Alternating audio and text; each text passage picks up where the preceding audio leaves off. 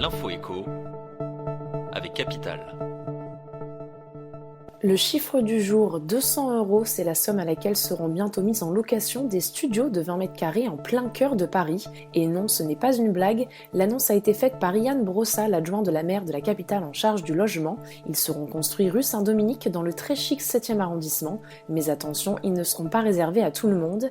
Ils font partie d'un ensemble plus grand de 254 logements sociaux qui doivent être bâtis sur un ancien site du ministère de la Défense. Le chantier devrait être terminé en 2023. L'info pratique capitale, un nouveau protocole sanitaire va être mis en place dans les stations de ski pour cet hiver. Il a été annoncé par Jean Castex en personne. Ainsi, le port du masque sera obligatoire dans les files d'attente des remontées mécaniques, dans les télécabines et dans les lieux de brassage.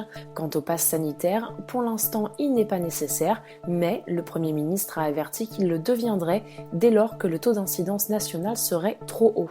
La jauge a été fixée à 200 cas de Covid-19 pour 100 000 habitants. Ces derniers jours, ce seuil était repassé au-dessus de la barre des 60 cas pour 100 000 habitants. Le coup de gueule du jour est poussé par des riverains de Saint-Jean-de-Luz au Pays Basque. Une annonce immobilière fait polémique depuis plusieurs jours. Elle présente la vente d'une villa de luxe pour 6,4 millions d'euros. Problème, avec la propriété viennent 4 hectares de terrain en pleine zone naturelle. Ces terres sont situées au bord de la falaise de l'Afiténia. Une association locale s'alarme de cette vente car selon elle, c'est l'avenir de ces 4 hectares de terrain naturel qui est en jeu. Des terres sensibles, protégées et sur lesquelles passe le sentier du littoral. Elle réclame donc que la mairie préempte ces hectares de terrain afin de les préserver. Et on termine avec cette question quelque peu surprenante posée par Elon Musk à ses abonnés sur Twitter.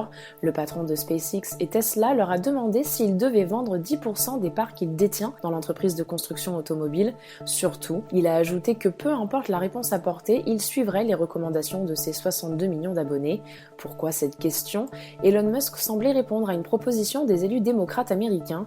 Ces derniers souhaitent que les super riches soient plus lourdement imposés et visent donc les actions que les multimilliardaires comme Elon Musk détiennent dans différentes sociétés, actions qui ne sont en général taxées que lorsqu'elles sont vendues. C'était l'info écho avec Capital.